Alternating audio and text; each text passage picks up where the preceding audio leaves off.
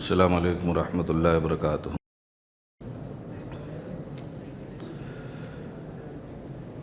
ان الحمد للہ نحمده ونستعینه ونستغفره ونعوذ باللہ من شرور انفسنا ومن سیئات اعمالنا من يهده الله فلا مضل له ومن يضلل فلا هادي له واشهد ان لا اله الا الله وحده لا شريك له واشهد ان محمدا عبده ورسوله اما بعد فإن خير الحديث كتاب الله وخير الهدي هدي محمد صلى الله عليه وسلم وشر الأمور محدثاتها وكل محدثة بدعة وكل بدعة ضلالة وكل ضلالة في النار۔ أعوذ بالله من الشيطان الرجيم، بسم الله الرحمن الرحيم۔ يا أيها الذين آمنوا إذا لقيتم فئة فاثبتوا واذكروا الله كثيرا لعلكم تفلحون، وأطيعوا الله ورسوله ولا تنازعوا فتفشلوا وتذهب ريحكم واصبروا إن الله مع الصابرين۔ 10ویں پارے کی سورہ انفال کی تفسیر کا خلاصہ آپ کے حاضر خدمت ہے۔ اس پارے میں سورہ انفال اور سورہ توبہ میں زیادہ تر تذکرہ جنگوں کا کیا گیا ہے۔ مسلمان کی عظمت شان اور سربلندی کے لیے انہوں نے جو قربانیاں اس وقت میں دی تھیں، رب نے اسے قرآن کی زینت بنا دیا تھا، اور رہتی دنیا تک کے لیے مسلمانوں کے لیے ایک لائحہ عمل بنا دیا۔ اللہ نے فرمایا کہ اے مومنو، جب کسی کافر سے تمہاری مدبھیڑ ہو جائے تو اپنے دل کو ثابت قدم رکھا کرو۔ کچھ حصول بتائے ہیں مسلمانوں کے جنگ جیتنے کے لیے۔ اے مسلمانوں، جب تمہارا مدبھیڑ غیروں سے ہو جائے تو اپنے دل کو ثابت قدم رکھا کرو، اس لیے کہ جب تک دل سلامت نہیں ہوگا تب تک پاؤں سلامت نہیں رہے گا۔ پاؤں کو سلامت رکھنے کے لیے دل کا ثابت قدم ہونا ضروری ہے، تو دل سلامت رکھو تاکہ پاؤں سلامت رہے۔ اور اس کے بعد فرمایا وَاذْكُرُوا اللَّهَ، اللہ کو یاد کیا کرو۔ تو ایک تو پاؤں سلامت کرنا ہے، وہ جسمانی ہتھیار ہے، اور اللہ کو یاد کرو، یہ روحانی ہتھیار ہے۔ تو اللہ نے جنگ جیتنے کے لیے ایک جسمانی ہتھیار دیا، ایک روحانی ہتھیار دیا، اللہ کو یاد کرو۔ اور ایک تیسری چیز بتائی، وَأَطِيعُوا اللَّهَ وَرَسُولَهُ، اللہ اور اس کے رسول کی اطاعت کرو، یعنی اللہ اور اس کے رسول کی بغیر اطاعت کے نصرت کے نزول کی امید مت رکھو، اس کی اطاعت کرو تاکہ اس کی مدد آ جائے۔ ایک تیسرا اصول جنگ کا۔ ایک چوتھا اصول بتایا گیا کہ آپس میں اختلاف پیدا مت کرو، فَتَذْهَبَ رِيحُكُمْ فَتَفْشَلُوا وَتَذْهَبَ رِيحُكُمْ، کہ ایک فوجی ادھر بھاگ رہا ہے، دوسرا ادھر بھاگ رہا ہے، تیسرا گھر جا رہا ہوں، چوتھا کہتا بھوک لگی ہوئی ہے۔ ہر فوجی میدان جنگ میں یہ احساس کرے کہ پوری جماعت ہمارے سامنے کھڑی ہوئی ہے۔ اگر جنگ میں اختلاف پیدا کیا تو نقصان تمہارا ہوگا۔ تو یہ چوتھی چیز ہے۔ اور ایک پانچویں چیز جنگ کرنے کے لیے بتائی، فتح کرنے کے لیے، وَاصْبِرُوا، صبر کا دامن کبھی ہاتھ سے مت چھوڑنا۔ جنگ لڑنے جاؤ گے تو مصیبتیں آئیں گی، تکلیفیں آئیں گی، جانیں جائیں گی، بھوک کی شدت برداشت کرنی ہے، پیاس کی شدت کو برداشت کرنا ہے تو جتنے بھی مصائب آئیں گے، 2-4 جانیں جاتی ہیں جانے دو، لیکن لاکھوں جان اور عزت و آبرو کی اسی دن کے بعد حفاظت بھی ہو جائے گی۔ تو بڑی چیز کے لیے چھوٹی چیز کو قربان کرنا پڑتا ہے، یہ دنیا کا اصول ہے۔ تو جنگ جیتنے کے لیے اسلام نے یہ 5 اصول بتایا، اگر یہ 5 کام کر لو گے تو کامیابی تمہارا مقدر بن جائے گی۔ وَإِذْ زَيَّنَ لَهُمُ الشَّيْطَانُ أَعْمَالَهُمْ وَقَالَ لَا غَالِبَ لَكُمُ الْيَوْمَ۔ غزوہ بدر میں کافروں کے پاس سراقہ بن مالک، شیطان سراقہ بن مالک کی صورت میں دشمنوں کا ایک سردار تھا، تو شیطان نے اس کی صورت بنا لی دشمنوں کے سردار کی، اور مشرکین مکہ کے پاس پہنچ گیا اور کہا سنو، یہ جو مسلمان لڑنے کے لیے تم سے آ رہے ہیں یہ تو بہت مختصر سے لوگ ہیں، ان کے پاس مال بھی نہیں ہے، ان کے پاس گھوڑے نہیں ہیں، گاڑیاں نہیں ہیں، تو لہٰذا آج فتح اور غلبہ تمہارا مقدر ہے، ڈرو نہیں، میں تمہارے ساتھ کھڑا ہوں۔ سراقہ بن مالک کی صورت میں شیطان نے اس کا چہرہ بنایا اور مشرکین مکہ کے پاس پہنچ گیا، انہیں ورغلایا، انہیں تیار کیا، اور غزوہ بدر میں مسلمانوں سے لڑنے کے لیے انہیں پہنچا دیا۔ اب نبی علیہ الصلوۃ والسلام دعا مانگ رہے ہیں، اللہ عزت و آبرو کی حفاظت فرما لینا۔ اب برکتوں کی برسات ہو رہی ہے، جبریل امین کہہ رہے ہیں رسول گھبراؤ نہیں، اللہ مجھے بھیج رہا، میں پہنچنے والا ہوں۔ تو شیطان نے جب حضرت جبریل علیہ الصلوۃ والسلام کو آتے ہوئے دیکھا تو فرار ہو گیا۔ ابو جہل نے پوچھا ارے بھیا کہاں؟ کہا ارے کہاں مت پوچھو، میں جو دیکھ رہا ہوں تمہیں دکھائی نہیں دے رہا ہے، غائب ہو گیا میدان سے۔ ارے کچھ بتا کے تو جاؤ صحیح، کہا نہ کچھ نہیں بتاؤں گا، میں جو میری نگاہیں دیکھ رہی ہیں تم نہیں دیکھ رہے ہو۔ تو غزوہ بدر میں ابو جہل اور مشرکین مکہ کو پھنسا کے شیطان غائب ہو گیا۔ شیطان ان کے اعمال کو مزین کر کے دکھاتا ہے تاکہ انہیں دھوکے میں ڈال دے۔ تو اب بتائیے جب شیطان شیطانوں کا اتنا بڑا دشمن ہے، مسلمانوں کا کتنا بڑا دشمن ثابت ہوگا۔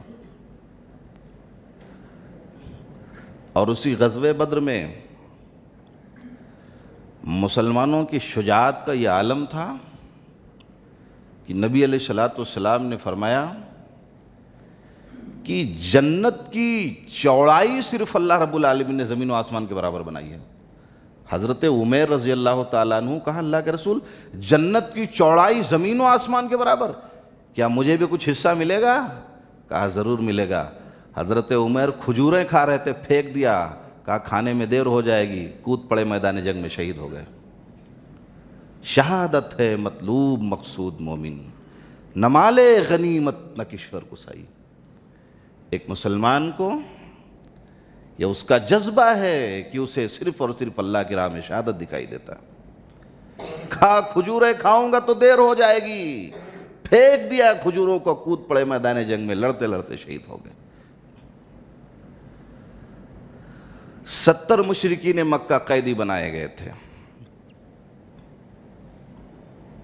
اور حضرت جعفر رضی اللہ تعالیٰ عنہ نے حضرت عباس رضی اللہ تعالیٰ عنہ سے کہا، جو بھی مسلمان نہیں ہوئے تھے، کہا یہ جو تمہارے بھتیجے گرفتار کر لیے گئے ہیں انہیں کچھ مال وال فدیہ ودیہ دے کے چھوڑا لو، کاہے پریشان ہیں یہ؟ تو حضرت عباس نے کہا میرے پاس مال کہاں ہے؟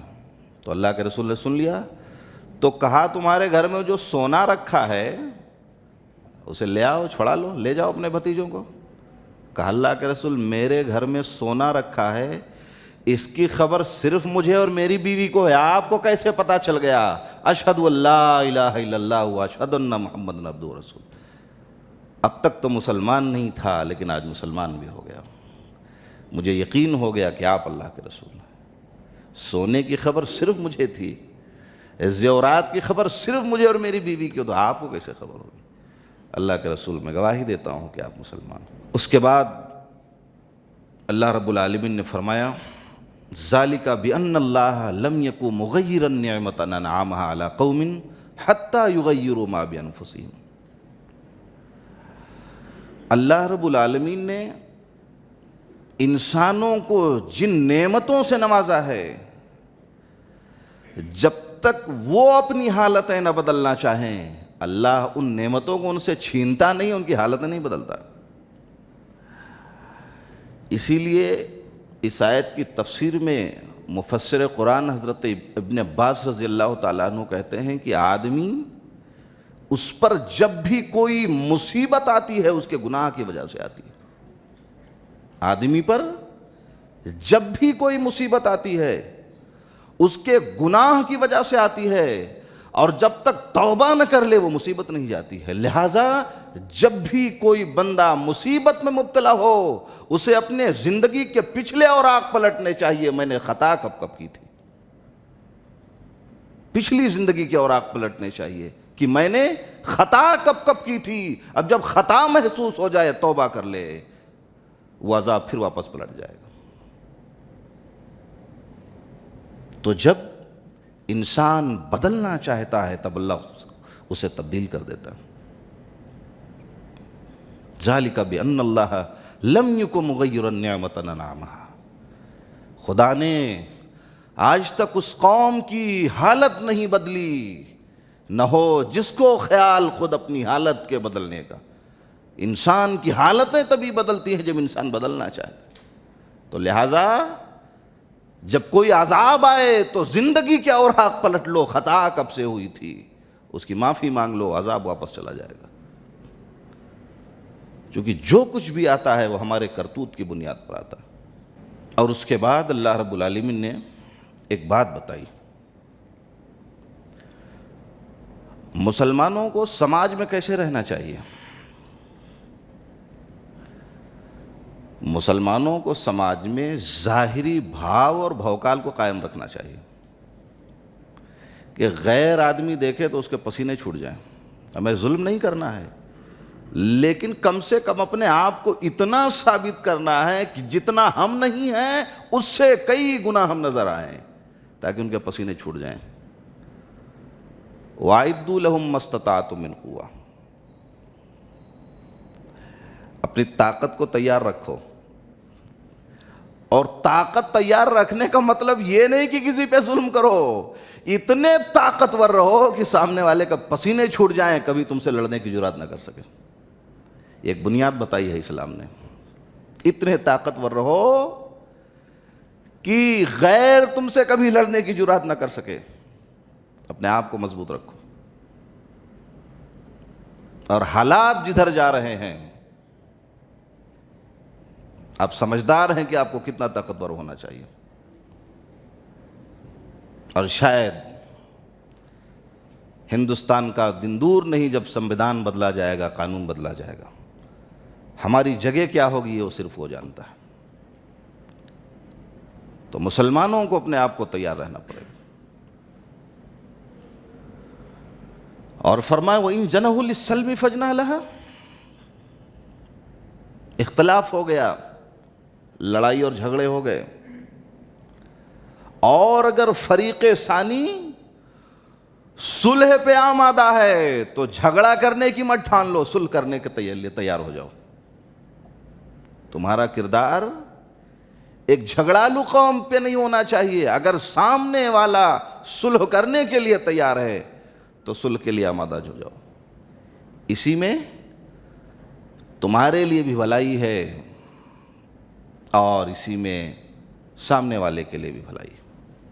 وَإِن جَنَحُوا لِلسَّلْمِ فَاجْنَحْ لَهَا وَتَوَكَّلْ عَلَى اللَّهِ، اور اللہ کی ذات پہ بھروسہ رکھو۔ صلح ہو گیا، اگر وہ دھوکہ دینا چاہے گا تو اللہ تمہاری مدد فرما دے گا، اور اس سے پہلے بہتوں کی اس نے اس دنیا میں مدد فرما کے دکھایا۔ غزوہ بدر کی جب جنگ ہوئی تھی سن 2 ہجری میں، یہ اسلام کی ایک سب سے بڑی اور عظیم شان جنگ تھی یہ، جس میں 70 لوگ مارے گئے تھے اور 70 قیدی بنا لیے گئے تھے۔ تو وہ 70 مشرکین مکہ جو قیدی بنائے گئے، ان کے بارے میں نبی علیہ الصلوۃ والسلام نے جب مشورہ کیا کہ ان کا کیا کرنا ہے، تو مسلمانوں کے درمیان اختلاف پیدا ہو گیا۔ حضرت ابو بکر صدیق رضی اللہ تعالیٰ عنہ سے جب پوچھا گیا تو ان کی رائے یہ تھی کہ کچھ مال لے لیا جائے، انہیں چھوڑ دیا جائے۔ اور حضرت عمر رضی اللہ تعالیٰ عنہ سے جب پوچھا گیا تو کہا میرا خیال تو یہ ہے کہ ساروں کی گردنیں کاٹ دی جائیں، اور جو جس کا رشتہ دار ہو رسول اس کو اسی کے حوالے کریں گے، تاکہ دنیا اور کائنات کو یہ خبر ہو جائے کہ مشرکوں کے تعلق سے ہمارے دل میں کوئی محبت نہیں ہے۔ اور دونوں اپنے رائے پہ صحیح تھے۔ ابو بکر صدیق نے اس لیے کہا کہ مال لے لیا جائے تاکہ اگلی زندگی میں ہم اپنے لڑنے کے لیے، جہاد کرنے کے لیے، بچاؤ کے لیے تیاری کر سکیں، وہ مال ہمارے کام آئے گا، کیونکہ مسلمان تب تک کمزور تھے، دولتیں تو بعد میں اکٹھی ہوئی ہیں۔ وہی مکہ کے ستائے ہوئے گئے تھے، چند دن ہوئے تھے، تو کہا اگلا قدم اگر ہمارا جہاد کے لیے بڑھے گا تو پیارے رسول ہمارے پاس مال نہیں ہے، یہ گھوڑے نہیں ہیں، یہ اونٹ نہیں ہیں، ہم کہاں سے جہاد کریں گے، تو لہٰذا مال لے لیا جائے، ہمارے کام آئے گا۔ ان کی اپنی سوچ تھی۔ اور حضرت عمر رضی اللہ تعالیٰ عنہ نے کہا کہ ان ساروں کی گردنیں اڑا دی جائے، 70 کو کھڑا کر دو اور جو جس کا رشتہ دار اس کی گردن اڑا دے، تاکہ پورے اقوام عالم میں مسلمانوں کی دھاک بیٹھ جائے اور آج کے بعد مسلمانوں سے کوئی لڑنے کی جرات نہ کر سکے۔ تو نبی علیہ الصلوۃ والسلام نے حضرت ابو بکر صدیق کی رائے کو پسند کیا، کہا پیسہ لے لو، مال لے لو، آگے کام آئے گا، جنگ لڑنے کے لیے چھوڑ دیا جائے۔ چھوڑ دیا گیا، سب اپنے اپنے گھر چلے گئے۔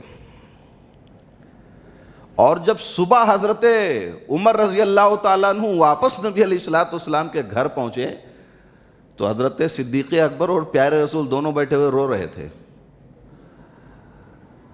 کہا پیارے رسول ابھی تو رات میں سارا معاملہ ٹھیک ٹھاک تھا، آپ رو رہے ہیں، صدیق اکبر بھی رو رہے ہیں، معاملہ کیا ہے؟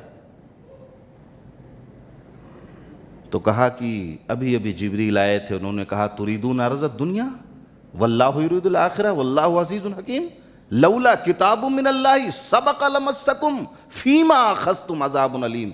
ارے تم نے ان ساروں کو چھوڑ دیا، مال لے لیا، فدیہ لے لیا، تم دنیا چاہتے ہو، میں چاہتا ہوں تمہیں آخرت میں مقام مل جائے۔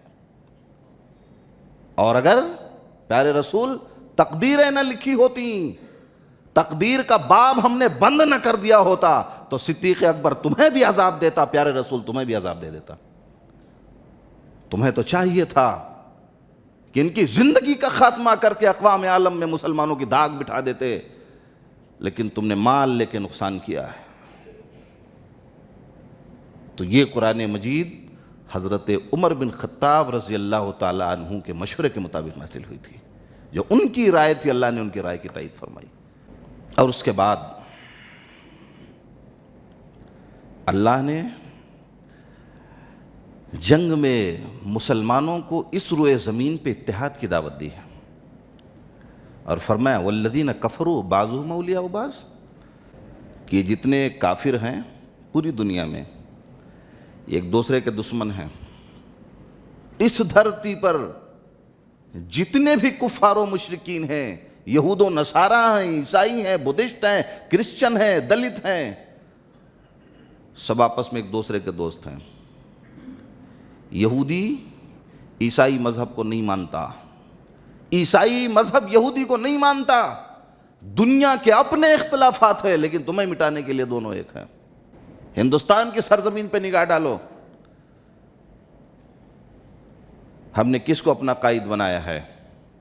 مختلف صوبوں میں مختلف سیاسی پارٹیاں وجود میں آئی ہیں، ہر کوئی ایک دوسرے کا دشمن ہے، ہر صوبے میں 2-3-4 پارٹیاں، ہر کوئی ایک دوسرے کا دشمن ہے، لیکن جب تمہاری باری آتی ہے تمہارے لیے سب ایک ہو جاتے ہیں۔ کیا دیا آپ کو اس ملک میں؟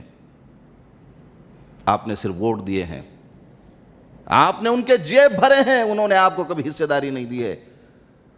اور شاید یہ آندھرا پردیش ہندوستان کا واحد صوبہ ہے جہاں 4-5% ریزرویشن لاگو ہے، کسی اور صوبے میں نہیں ہے بات۔ تو انہوں نے، ان کی اپنی ایک سازش ہے، ان کی اپنی ایک سوچ اور پلاننگ ہے کہ انہیں روٹی کا ٹکڑا پھینکو، بریانی الیکشن میں کھلاؤ، انہیں استعمال کرتے رہو، انہیں کبھی ان کا حصہ مت دو۔ آپ کا نام لینے سے بھی وہ انتخابات میں ڈرنے لگے۔ تو وہ ایک ہیں، وہ تمہارے خلاف ایک ہیں، ان کی لڑائی دکھنے میں آتی ہے، آپس میں ایک میز پہ بیٹھتے ہیں تو وہ ایک ہیں، اور تم کوئی اہل حدیث ہے، کوئی بریلوی ہے، کوئی دیوبندی ہے، کوئی تبلیغی ہے، جو جہاں ایک دوسرے سے لڑ رہا ہے، جو جہاں ایک دوسرے سے لڑ رہا ہے۔ کتنی مسجدیں ہیں جہاں پہ ایسا لکھا ہوا کہ فلاں مسلک کا آدمی ہماری مسجد میں نہیں داخل ہو سکتا؟ یہ کس نے اجازت دیا ہے لکھنے کے لیے؟ کس نے اجازت دیا ہے؟ کس کی جاگیر ہے یہ مسجدیں؟ یہ اللہ کے بنائی ہوئی گھر ہیں، اس میں کسی کو روکنا یہ گناہ عظیم ہے، لہذا اس چیز سے باز آ جاؤ۔ کتنے جگہیں ایسے ہیں جہاں پہ ایک دوسروں کو جنازے کی نماز میں نہیں شرکت کرنے دیا جاتا؟ کتنے ایسے ہیں کہ خاندان مسلک کی بنیاد پہ جدا ہو گئے، ایک مسلک کی بنیاد پہ جدا ہو گئے، ایک دوسرے سے لڑتے ہیں۔ آج ہم لڑ رہے ہیں اور انہوں نے اپنا اتحاد بنا رکھا، تو ضرورت اس بات کی ہے والذین کفروا بعضهم اولیاء بعض، وہ ایک دوسرے کے دشمن تھے، تمہارے خلاف متحد ہو گئے ہیں، اور تم ایک دوسرے کے لیے کم متحد بنو گے۔ ایک دوسرے کے لیے رحم کا جذبہ، محبت کا جذبہ، عفو کا جذبہ، درگزر کا جذبہ، اخلاقی بنیاد پہ جینے کا جذبہ، یہ تمہارے یہاں کب پیدا ہوگا؟ اختلاف کرو گے، نقصان تمہارا ہوگا۔ دنیاوی حالات کے تناظر میں، ہندوستانی حالات کے تناظر میں مسلمانوں کو چاہیے کہ اپنے مسلکی معاملات کو اپنی جگہ رکھتے ہوئے ایک اتحاد کا پیغام دیں، کوئی کسی پر جب نہ کرے۔ آپ بتائیں، اللہ کی بات بتائیں، رسول کی بات بتائیں، یہ محبت کا سودا ہے، جسے وہ نصیب کرنا چاہے گا اسے ہی مل سکتا ہے، کسی اور کو نہیں ملنے والا۔ سچ بات بتائیں ایک دوسرے کو، لیکن یہ نفرت کی بنیاد پہ نہ، نفرت کی بنیاد نہیں ہونی چاہیے، ٹیڑھی نظروں سے دیکھنے کا معاملہ نہیں ہونا چاہیے، محبت کی بنیاد پہ ہونا چاہیے۔ والذین کفروا بعضهم اولیاء بعض، وہ ایک دوسرے کے دشمن تھے، دوست ہو گئے، تو تمہیں بھی متحد ہونا چاہیے۔ اس کے بعد اللہ رب العالمین نے فرمایا قل ان کان آباؤکم وابناؤکم واخوانکم وازواجکم وعشیرتکم واموال اقترفتموها وتجارت تخشون کسادها ومساکن ترضونها احب الیکم من اللہ ورسولہ وجہاد فی سبیلہ فتربصوا حتی یاتی اللہ بامرہ واللہ لا یہدی القوم الفاسقین۔ کہ اے مسلمانوں، تمہارے باپ، تمہاری اولادیں، تمہاری بیویاں، تمہارے بچے، تمہارا خاندان، تمہارا کنبہ قبیلہ، تمہارے تجارتی کاروبار، تمہارے یہ خوبصورت محلات اور فلیٹیں، اگر یہ اللہ اور اس کے رسول سے زیادہ تمہارے نزدیک محبوب ہیں تو انتظار کرو کہ اللہ کا عذاب تمہارے اوپر نازل کب ہو جائے۔ تو معلوم یہ ہوا کہ دنیا میں ہر محبت سے شدید محبت اس عرش والے سے ہونی چاہیے، اس نبی مقدس سے ہونی چاہیے، ہر چیز سے زیادہ محبت ہونی چاہیے۔ حضرت عمر رضی اللہ تعالیٰ عنہ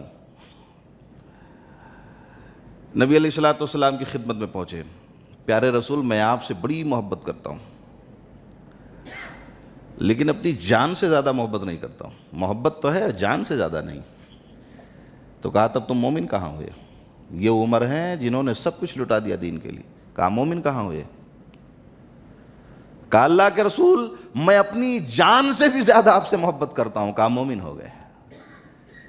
یہ مومن کی پہچان ہے کہ پوری کائنات میں اللہ اور اس کے رسول سے سب سے زیادہ محبت ایک انسان کو ہونی چاہیے۔ نبی علیہ الصلوۃ والسلام مسلمانوں کی ایک فوج بھیجی تھی جنگ کے لیے، تو جو امام صاحب تھے جب وہ نماز پڑھاتے تو کوئی بھی نماز جب پڑھاتے تو اس میں قل هو اللہ پڑھا دیتے۔ سورہ بقرہ پڑھائی، قل هو اللہ پڑھا دیا، آل عمران پڑھائی، آخر میں قل ہو اللہ پڑھا دیا، سورہ اعراف پڑھائی، قل ہو اللہ پڑھا دیا، سورہ انعام پڑھائی، قل ہو اللہ پڑھا دیا، سورہ توبہ پڑھائی، قل ہو اللہ پڑھا دیا۔ کسی بھی سورت کو جب وہ پڑھاتے تو آخر میں قل ہو اللہ ضرور پڑھاتے تھے۔ تو مقتدیوں نے کہا کہ امام صاحب، اللہ کے رسول نے آپ کو امام بنایا ہے، ٹھیک ہے آپ جیسا چاہے کریں، آپ مدینہ واپس چلیں تب آپ کو بتاتے ہیں۔ آپ نے خوب قل ہو اللہ پڑھایا ہے پوری نماز میں۔ تو جب مدینہ واپس آئے تو مقتدیوں نے جا کے اللہ کے رسول سے شکایت کی، کہا یہ امام صاحب تو ہر نماز میں قل ہو اللہ پڑھاتے ہیں، یہ کیا معاملہ ہے؟ تو نبی علیہ السلام نے کہا کہ جاؤ انہی سے پوچھو پڑھاتے کیوں ہیں، جواب تو وہی دے سکتے ہیں۔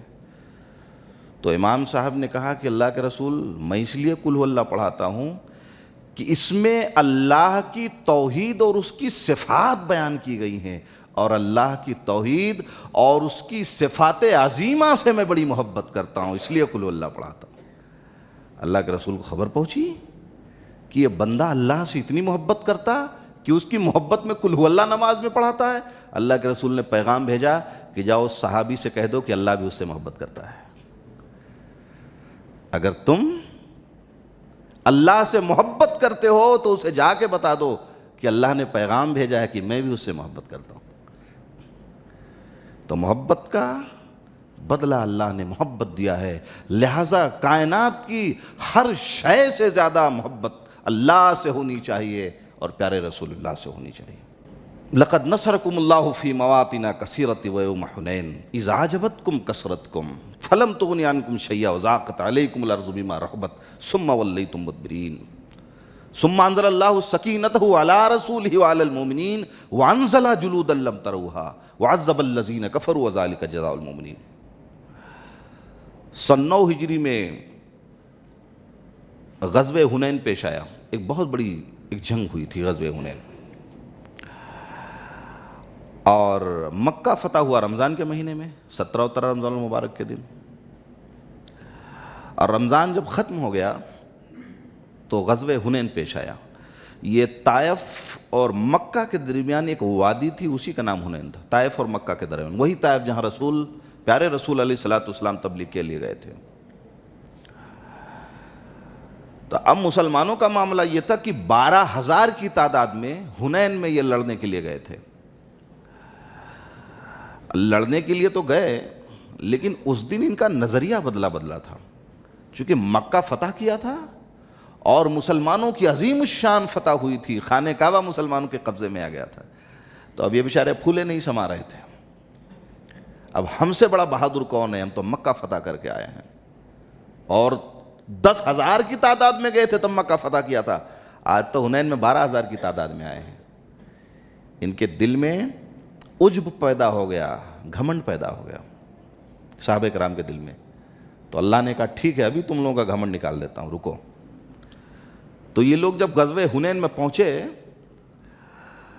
تو قبیلے حوازن اور قبیلے ثقیف، یہ 2 قبیلے تھے وہاں کے، تو بڑے تیر انداز تھے۔ تو مسلمانوں کے پہنچنے سے پہلے غزوہ حنین میں مختلف کمین گاہوں میں، جھاڑیوں میں چھپا کر تیریں اور تلواریں دے کے انہیں بٹھا دیا، تیر اور نیزے دے دیا اور بٹھا دیا، جھاڑیوں کے اندر چھپا دیا، کہا جیسے مسلمان اس غزوہ حنین میں پہنچیں گے تیروں کی برسات کر دینا۔ اب مسلمانوں کو اس بات کی خبر نہیں تھی کہ اتنا بڑا حملہ ہمارے اوپر ہوگا، وہ تو جانتے تھے ابھی جاؤں گا وہ بھی آئیں گے، سامنے آمنے جنگ ہوگی، اس حملے کی خبر نہیں تھی۔ تو یہ جیسے ہی غزوہ حنین میں صحابہ کرام نے قدم رکھا، تیروں کی برسات چاروں طرف سے جھاڑیوں کے اندر چھپے ہوئے مشرکین مکہ نے شروع کر دیا۔ اب یہ آنن فانن یہ معاملہ تھا، مسلمان بھاگنے لگے اور بڑی عجیب بھگدڑ پیدا ہو گئی، اور بھگدڑ کا یہ عالم تھا کہ 12,000 کی تعداد میں صرف 100 صحابہ کرام رسول کے ساتھ بچے تھے، اور آپ کہہ رہے تھے ان النبی لا کذب، ارے میں نبی ہوں، کیوں بھاگتے جا رہے ہو، میں ابن عبد المطلب کی اولاد میں سے ہوں، کہاں جا رہے ہو؟ اور صحابہ کرام بھاگ رہے ہیں، بڑی عجیب سی بھگدڑ تھی غزوہ حنین میں، کیا ہوگا؟ اس کے بعد حضرت عباس رضی اللہ تعالیٰ عنہ نے صدا لگائی تمام مسلمان واپس آئے اور توبہ کیا، اور جب توبہ کیا تو فانزل اللہ سکینتہ علی رسولہ وعلی المؤمنین، کہا اللہ ہم جب غزوہ بدر لڑنے کے لیے گئے تو تیری رحمت کی بنیاد پر گئے تھے، اور جب غزوہ حنین میں آئے تو آج اپنی طاقت کی بنیاد پہ آئے تھے۔ یہ فرق تھا۔ تو جب اپنی طاقت کی بنیاد پہ آئے تو ہمارا حشر ہم نے دیکھ لیا، اللہ اب اپنی رحمتوں کی برسات برسا دے۔ توبہ کیا مسلمانوں نے۔ تو جنگیں اپنے اسلحے، اپنے تیر اور اپنے بھالے کی بنیاد پر نہیں لڑی جا سکتی، جنگ اللہ کی رحمت کی بنیاد پہ ہوتی ہے۔ 12,000 کی تعداد میں بھاگنے لگے، پھر واپس پلٹ کے آئے، توبہ کیا، معافی مانگی، رونے لگے، گڑ گڑانے لگے۔ اللہ نے کہا ٹھیک ہے، تمہاری توبہ بھی قبول کی اور آسمان سے جبریل کو بھیج رہا ہوں، ٹھیک ہے۔ تو اللہ نے سکینت نازل کی اور رحمت نازل کی مسلمانوں پر، اور ان کے دلوں میں خوف داخل کیا، اور مسلمان فتح اور کامرانی کے ساتھ اپنے گھر واپس آ گئے۔ تو جنگیں، کافر ہے تو شمشیر پہ کرتا ہے بھروسہ، مومن ہے تو بے تیغ لڑتا ہے سپاہی۔ کافر شمشیر کی بنیاد پہ میدان جنگ میں آتا ہے، اور مسلمان اپنی ایمان کو لے کے میدان جنگ میں پہنچتا ہے۔ یہ فرق ہے ایک مسلمان اور ایک مشرک اور کافر کے درمیان۔ تو لہٰذا جب بھی حالات ایسے آئیں اللہ کی ذات پہ بھروسہ رکھو۔ اس کے بعد اللہ نے فرمایا یا ایھا الذین آمنوا انما المشرکون نجس فلا یقربوا المسجد الحرام بعد عامہم ھذا۔ خانہ کعبہ سنہ 8 ہجری رمضان المبارک کے مہینے میں مکہ فتح ہوا، اور اس سے پہلے مشرکین مکہ کے ہاتھ میں تھا۔ وہ ننگے طواف کرتے تھے، ان کی عورتیں بھی ننگی ہوتی تھیں۔ وہاں پہ 360 بت خانے کعبہ میں رکھے ہوتے، 360 بت خانے کعبہ میں تھے، اور وہ اتنے نالائق اور سرکش تھے اور ظالم تھے، مشرک تھے، کہ حضرت ابراہیم علیہ السلام اور حضرت اسماعیل علیہ السلام کی تصویریں دیواروں میں انہوں نے چسپا کر رکھی تھی۔ پورے خانہ کعبہ میں حضرت ابراہیم خلیل اللہ کی تصویریں بنا رکھی تھیں، حضرت اسماعیل ذبیح اللہ کی تصویریں بنا رکھی تھیں، بت رکھے ہوئے تھے۔ اور جب مکہ نبی علیہ السلام نے سن 8 ہجری میں فتح کیا، اس کے بعد سن 9 ہجری میں حضرت صدیق اکبر رضی اللہ تعالیٰ عنہ کو امیر الحجاج بنا کے بھیجا، ان کے ساتھ میں حضرت علی رضی اللہ تعالیٰ عنہ کو بھیجا، اور کہا سنو تم حج جاؤ کرنے، مسلمانوں کے نمائندے ہو، سب کو حج کرواؤ، اور ساتھ ہی ساتھ یہ اعلان کر دو کہ انما المشرکون نجس فلا یقربوا المسجد الحرام بعد عامہم ھذا، کہ مشرکو سن لو، اس سال حج کر لو، آئندہ سال تمہیں خانہ کعبہ میں گھسنے کی اجازت نہیں دی جائے گی۔ یہ تمہاری زندگی کا آخری دن ہے، اس کے بعد اگر خانہ کعبہ کا دیدار کرنا چاہو گے تو تم سے لا الہ الا اللہ کی رسید مانگی جائے گی۔ خانہ کعبہ دیکھنا چاہتے ہو، گھسنا چاہتے ہو، آنا چاہتے ہو، لا الہ الا اللہ لے کے آ جاؤ، خانہ کعبہ میں گھس جاؤ۔ اور جس کے پاس یہ کلمہ نہیں ہوگا آج کی تاریخ سے وہ خانہ کعبہ کا دیدار نہیں کر سکتا۔ اور نبی علیہ السلام نے جن قبائل سے اپنا معاہدہ کیا تھا ان سے کہا جب تک ہمارا آپ کا معاہدہ ہے آپ مکہ میں رہیں، معاہدہ ختم ہو جائے آپ مکہ چھوڑ دیں۔ اور جن سے معاہدہ نہیں تھا ان کو 4 مہینے کی مہلت دی کہ ہم 4 مہینے کی مہلت دیتے ہیں، آپ اسلام قبول کر لیں، اسلام کو سمجھ لیں، قرآن پڑھ لیں، ہم آپ کو موقع دیتے ہیں، اور 4 مہینے میں اگر آپ مسلمان ہو گئے تو مکہ میں رہنے کی اجازت ہوگی، ورنہ آپ کو خانہ کعبہ چھوڑوانے پہ مجبور کر دیں گے۔ تو حضرت صدیق اکبر رضی اللہ تعالیٰ عنہ نے، حضرت علی رضی اللہ تعالیٰ عنہ نے خانہ کعبہ میں یہ اعلان کیا کہ اگلے سال اس خانہ کعبہ میں وہی داخل ہوگا جو مسلمان ہو کے آئے گا۔ فلا يقربوا المسجد الحرام بعد عامہم ھذا وَإِنْ خِفْتُمْ عَائِلَةً فَسَوْفَ يُغْنِيكُمُ اللَّهُ مِنْ فَضْلِهِ۔ تو صحابہ کرام کے دل میں یہ تصور اور خیال پیدا ہو گیا کہ یہی مشرکین مکہ تھے جس سے ہم تجارت کیا کرتے تھے، کاروبار کیا کرتے تھے، حج کے دنوں میں اچھی خاصی بھیڑ ہوتی تھی، اور جب غیر مسلموں کو خانہ کعبہ میں آنے کی اجازت نہیں ہوگی تو تجارت و کاروبار کیسے ہوں گے، کیا ہوگا ہمارے معاشی معاملات کا؟ تو اللہ نے فرمایا ارے تم گھبراؤ نہیں، وَإِنْ خِفْتُمْ عَائِلَةً فَسَوْفَ يُغْنِيكُمُ اللَّهُ مِنْ فَضْلِهِ، میں ایسا فضل عطا کروں گا تم مالدار ہو جاؤ گے، گھبراؤ نہیں، ٹینشن مت لو۔ تو ان کے ذہن میں جو شکوک و شبہات تھی، یہ جو بھیڑ بھاڑ اتنی ہوتی تھی، جب کوئی مشرک ہی نہیں آئے گا تجارت کیسے ہوگی؟ اللہ رب العالمین نے اس کے بعد فتوحات کا ایک لامتناہی سلسلہ شروع کیا۔ مسلمان غزوے لڑ رہے تھے، شہر کے شہر فتح ہو رہے ہیں، ملک کے ملک فتح ہو رہے ہیں، صوبے کے صوبے فتح ہو رہے ہیں، اور مسلمانوں کو مال غنیمت مل رہا ہے اللہ کی راہ میں، وہ مال غنیمت استعمال کر رہے ہیں، اور وہ لوگ جو مسلمان ہو رہے ہیں خانہ کعبہ میں دوڑ دوڑ کے حج کرنے کے لیے آ رہے ہیں۔ تو جو بھیڑ پہلے تھی وہی بھیڑ اللہ نے خانہ کعبہ میں پھر پہنچا دی۔ فَسَوْفَ يُغْنِيكُمُ اللَّهُ مِن فَضْلِهِ، گھبراؤ نہیں، میں اپنے فضل سے تمہیں غنی بنا دوں گا۔ میرے بندو گھبراتے کیوں؟ تو وہی رمضان المبارک، وہی 9 ہجری حج کا دن تھا کہ اس دن سے لے کے آج کی تاریخ تک حرم مکی میں کوئی مشرک داخل نہیں ہو سکتا۔ یریدون ان یطفئوا نور اللہ بافواہہم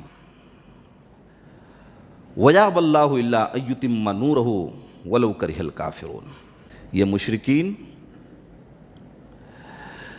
اسلام کے روشن کتاب کو اپنی پھونکوں سے بجھانا چاہتے ہیں، یہ دین کو ختم کرنا چاہتے ہیں، ملیا میٹ کرنا چاہتے ہیں، تو ان سے کہہ دو کہ تم دین کو مٹانے کی سازش کرو، اللہ بڑھانا چاہتا ہے۔ دیکھتے ہیں کامیابی کسے ملتی ہے۔ یہ سورج ہے نا، سورج کو کوئی اپنی پھونکوں سے بجھا سکتا ہے؟ یہ چاند جو روشنی دیتا ہے کوئی اسے اپنے پھونکوں سے بجھا سکتا ہے؟ تو جس طریقے سے اپنی پھونکوں سے سورج کا بجھانا محال ہے، اپنے پھونکوں سے چاند کا بجھانا، اس کی روشنی کو مان کرنا محال ہے، اسی طریقے سے دین اسلام یہ اللہ کا بھیجا ہوا سورج ہے، یہ پھونکوں سے نہیں بجھایا جا سکتا۔ تم جتنا ہی دباؤ گے اتنا ہی یہ ابھرے گا۔ اسلام وہ پودا ہے، کاٹو گے ہرا ہوگا۔ جتنا اسے کاٹنے کی کوشش کرو گے یہ اتنا ہرا ہوگا، اور ہرا بھرا ہو کے ساری دنیا میں اپنی رونق کو پھیلائے گا۔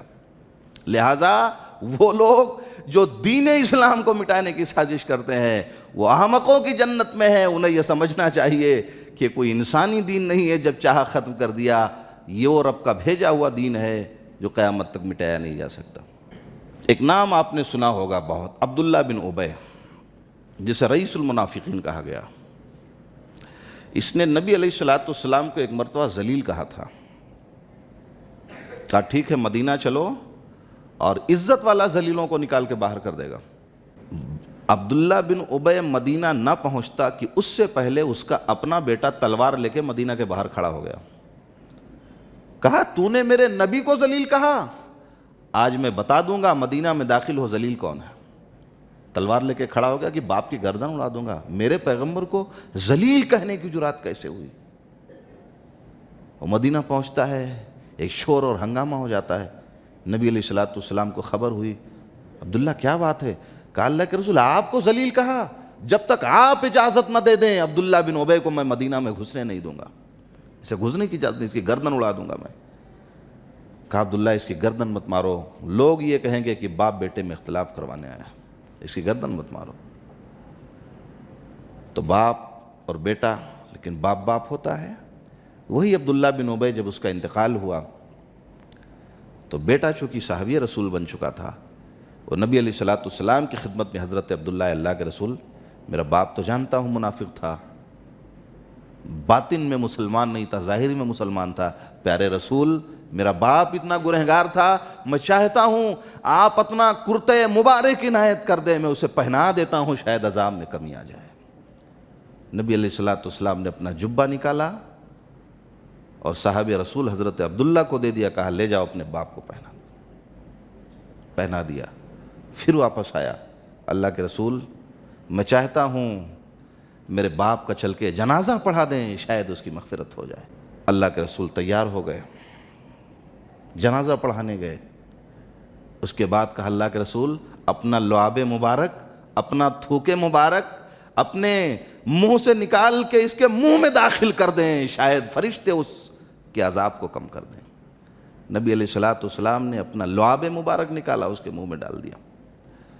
اب کتنی چیزیں ساتھ میں ہیں، نبی علیہ السلام کا کرتا ہے، نبی کی نماز جنازہ ہے، نبی کی لعاب مبارک ہے، اور فاروق اعظم آ گئے، اللہ کے رسول ارے یہی وہ رئیس المنافقین ہے، پوری زندگی اس نے ناک میں دم کیا ہے، دشمنی کی انتہا کی ہے، نفرت کی انتہا کی ہے، مسلمانوں کو مسلمانوں سے لڑایا ہے مدینہ کی سرزمین پہ، آپ اس کی نماز جنازہ پڑھائیں گے؟ پیارے رسول یہ کام تو میں نہیں ہونے دوں گا۔ نبی علیہ السلام نے کہا فاروق ہٹ جاؤ، میں اس کی نماز جنازہ پڑھاؤں گا۔ نبی علیہ السلام نے نماز جنازہ پڑھا دی، اور جیسے ختم ہوئی جبریل آ گئے، استغفر لہم مولا تستغفر لہم ان تستغفر لہم 70 مرۃ فلن یغفر اللہ لہم۔ ارے پیارے رسول، اس منافق کی آپ نے نماز جنازہ پڑھائی ہے، ارے 70 مرتبہ جنازہ پڑھا دو گے اللہ اسے معاف نہیں کرے گا۔ اور اس کے بعد پھر فرمایا وَلَا تُصَلِّ عَلَىٰ أَحَدٍ مِّنْهُمْ مَاتَ أَبَدًا وَلَا تَقُمْ عَلَىٰ قَبْرِهِ۔ اور یاد کر لیجئے کہ آج کے بعد کسی مشرک کی جنازہ تو چھوڑ دیجئے، کسی قبر پہ کھڑے ہونے کی بھی آپ کو اجازت نہیں دی جا سکتی۔ کسی مشرک کی آپ نماز جنازہ نہیں پڑھیں گے آج کے بعد۔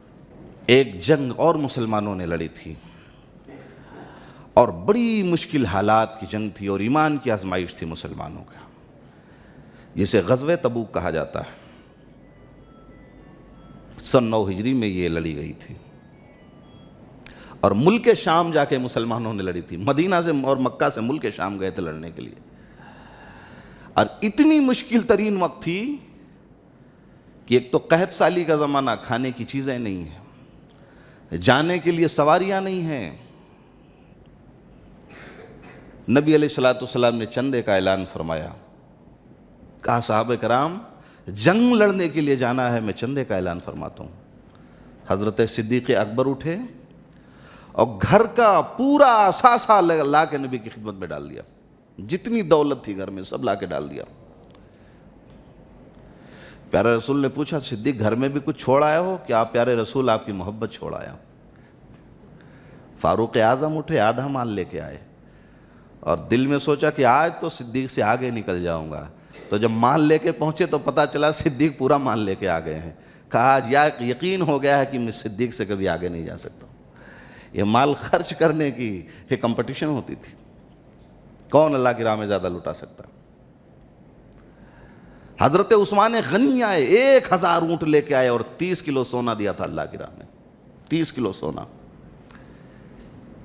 1000 اونٹ اور گھوڑے اللہ کی راہ میں دیتے سفر کرنے کے لیے۔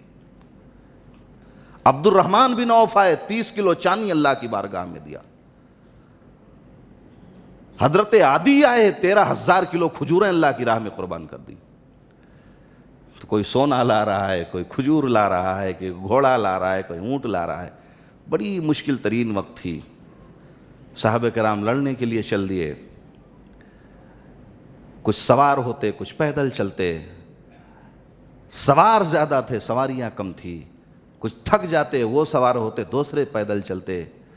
سینکڑوں کلومیٹر کا سفر کر کے ملک شام لڑنے کے لیے جانا تھا، اور یہ مسلمانوں کی بہت بڑی آزمائش تھی۔ قحط سالی کا زمانہ تھا، بارش نہیں ہو رہی تھی، کھانے پینے کی ساری راہیں مسدود ہو گئی تھی۔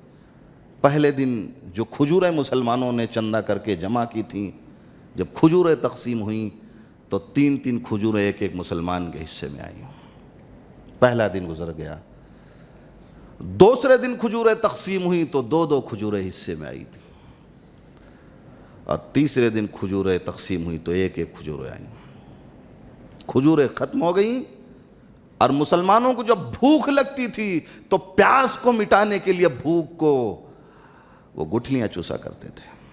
تنگی کا زمانہ مسلمانوں نے دیکھا، درخت کے پتے مسلمانوں نے کھائے تھے بھوک کو مٹانے کے لیے، درخت کے پتے کھا کھا کے اپنا سفر گزارا کیا تھا۔ جب پیاس لگتی تھی تو اونٹ کو ذبح کر دیتے تھے، اس کے اوجھڑی سے نکلنے والی پانی کو مسلمانوں نے پی کے اپنی پیاس بجھائی تھی۔ یہ دین آج ایسے نہیں ہم تک آپ تک پہنچا ہے، یہ قربانیاں ہیں ہمارے اسلاف کی، یہ قربانیاں ہیں ان بزرگوں کی جنہوں نے بھوکے اور ننگے رہ کے اپنے آپ کو تباہ و برباد کر کے اپنی اولاد کو کٹوا کے اللہ کی راہ میں دین اسلام کو آج یہاں تک پہنچایا۔ ہم تو اس لیے مسلمان ہیں کہ مسلمان کے گھر میں ہماری پیدائش ہوئی ہے۔ ہم نے تو وہ وقت ہی نہیں دیکھا ہے، ہم تے وہ مصائب اور آلام ہی نہیں آئے ہیں، ہم نے وہ مشکلات ہی ابھی تک نہیں جھیلی۔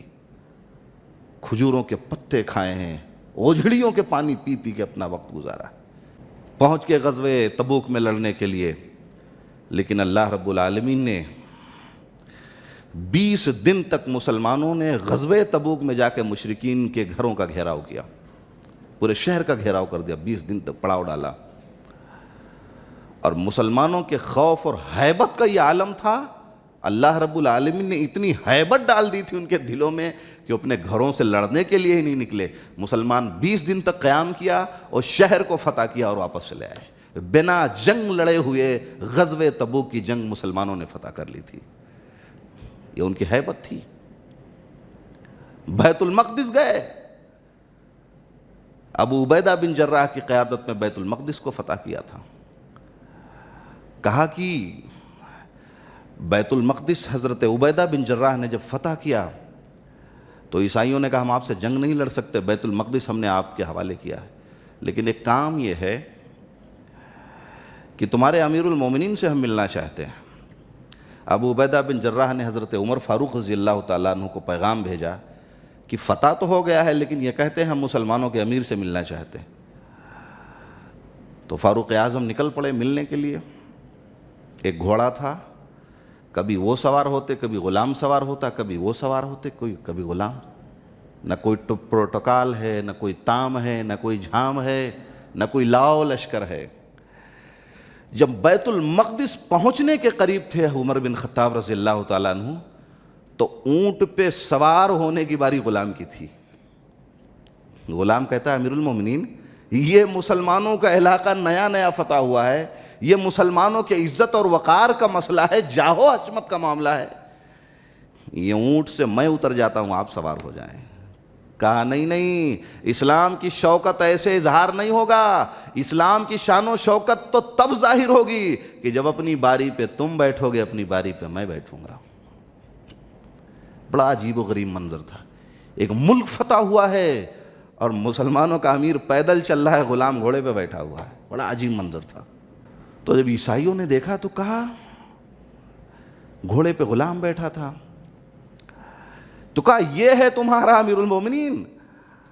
ارے یہ تو کالا کلوٹا ہے، چونکہ گھوڑے پہ جو ہے ان کا غلام بیٹھا ہوا تھا تو غلام کو سمجھا یہ کہا یہ تمہارا امیر المومنین اسے لے کے آئے ہو؟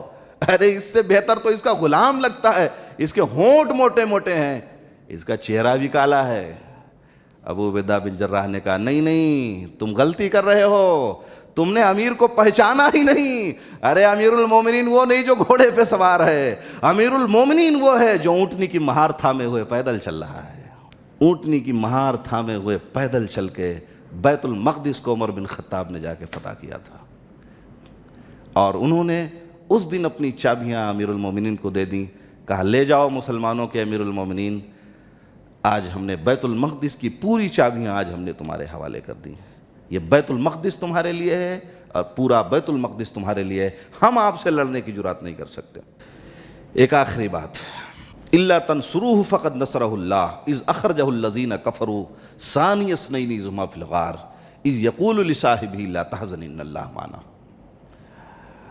اللہ رب العالمین نے صحابہ کرام کو خطاب کیا، فرمایا سنو، اگر میرے حبیب کی مدد تم نہیں کرو گے تو میں مدد کر دوں گا، تم میں کسی کی ضرورت نہیں پڑے گی۔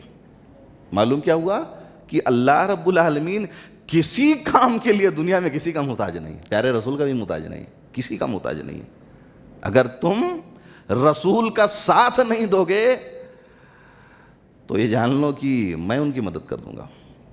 اذ یقول لصاحبہ لا تحزن ان اللہ معنا، اور کیا ہم نے مدد نہیں فرمائی جب نبی نے ہجرت کی تھی تو ہجرت کی رات وہ غار میں چھپے ہوئے تھے اور صدیق اکبر گھبرائے ہوئے تھے، پیارے رسول جس ہم غار میں چھپے ہوئے ہیں اگر انہوں نے نگاہیں نیچی کی تو ہمیں دیکھ لیں گے، پیارے رسول کیا ہوگا؟ کہا صدیق گھبراؤ نہیں، ان اللہ معنا، اللہ ہمارے ساتھ ہے، ہمیں کوئی نہیں دیکھ سکتا۔ اجعلتم سقایۃ الحاج وعمارۃ المسجد الحرام کمن آمن باللہ والیوم الآخر۔ یہ آخری بات ہے، اس کا شان نزول یہ ہے کہ مشرکین مکہ وہ حاجیوں کو پانی بھی پلاتے تھے، خانہ کعبہ کی تعمیر بھی کرتے تھے، پیسہ بھی لٹاتے تھے، مال بھی لٹاتے تھے، پوری دنیا سے آنے والے لوگوں کی خدمت بھی کرتے تھے۔ تو مشرکین مکہ کہتے تھے کہ یار ہم تو اتنے بڑے بڑے کام کرتے ہیں، خانہ کعبہ میں آنے والے لوگوں کو پانی پلاتے ہیں، خانہ کعبہ کی تعمیر کرتے ہیں جو دنیا میں سب سے پہلا گھر ہے ابراہیم خلیل اللہ کا بنایا ہوا، تو ہمیں ایمان لانے کی ضرورت کیا ہے؟ ہم تو اتنا نیک کام ویسے ہی کرتے ہیں۔ تو اللہ نے یہ آیت نازل فرمایا اجعلتم سقایۃ الحاج و عمارۃ المسجد الحرام، ارے خانہ کعبہ میں پانی پلا کے، خانہ کعبہ کی تعمیر کر کے کیا تم نے یہ تصور کر لیا کہ تم ان سے بہتر ہو جو ایمان لائے اور جنگیں لڑی ہیں؟ تو ایمان لانے والوں سے اور اللہ کی راہ میں جنگیں لڑنے والوں سے تم کبھی بہتر نہیں ہو سکتے۔ ایک تو تمہارا ایمان سلامت نہیں ہے، تو ایک تو مشرکوں کو یہ بات اللہ رب العالمین نے کہی، اور اس آیت کا شان نزول جو ہے مسلمانوں کے بارے میں بھی تھا۔ ایک دن مسلمان کچھ لوگ بیٹھے ہوئے تھے اور اپنے اپنے پسند کی عبادت بتا رہے تھے۔ کوئی کہتا تھا کہ مجھے خانہ کعبہ میں کی صفائی کرنی بہت عزیز ہے، کوئی کہتا تھا اس تعمیراتی کام میں پیسہ دینا مجھے بہت عزیز، اس میں بڑا ثواب ہے، کوئی کہتا اس میں بڑا ثواب ہے، کوئی کہتا اس میں بڑا، اپنے اپنے پسند کی عبادتیں صحابہ کرام بتا رہے تھے۔ حضرت عمر فاروق نے سنا، کہا ہے کیوں مسجد نبی کے پاس ہلہ گلہ کرتے ہو، جاؤ اور پیارے رسول علیہ الصلوۃ والسلام بتائیں گے کہ ثواب کس میں زیادہ ہے۔ بات نبی علیہ الصلوۃ والسلام کی خدمت عالیہ میں پہنچی تو آپ علیہ الصلوۃ والسلام نے ان لوگوں کو بلایا، کہا سنو یہ اپنے اپنے پسند کی عبادتیں بتا رہے ہو، ارے جو تم پسند کرو گے وہ نہیں افضل ہے، جو میں بتاؤں گا وہ افضل بن جائے گا۔ معلوم یہ ہوا کہ افضل وہ نہیں جو ہم نے کیا ہے یا ہم نے بتایا ہے، افضل وہ ہوگا جو پیارے رسول نے بتایا ہے۔ کس کی فضیلت کیا ہے، کس کا ثواب زیادہ ہے، کس کا عذاب زیادہ ہے، کس کی رحمت زیادہ ہے، کس کی برکت زیادہ ہے، کس کی فضیلت زیادہ ہے، کس کے کرنے میں فائدہ زیادہ ہے، کس کے نہ کرنے میں نقصان ہے، یہ شارع علیہ الصلوۃ والسلام ہی بتائیں گے۔ کس کا افضل ہے، کون غیر افضل ہے، یہ انسان کے بس میں نہیں، انسان کے پاور میں بھی نہیں۔ اللہ ہمیں نیک عمل اور نیک سمجھ کی توفیق عطا فرمائے۔ آمین وآخر دعوانا الحمدللہ رب العالمین۔ السلام علیکم ورحمۃ اللہ وبرکاتہ۔